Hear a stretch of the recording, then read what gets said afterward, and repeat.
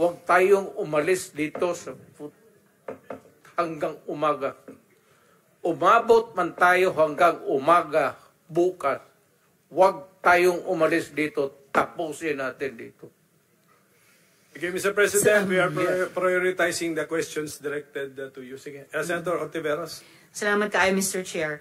So, pangalawang tanong ko, tinawagan nyo ba si Senior Superintendent Padilla para i-congratulate siya sa pagpatay sa 3 high-value targets na Chinese nationals na inilagay sa loob ng Davao Penal Colony? Kasi sinabi nyo daw, congrats Superintendent Padilla, job well done.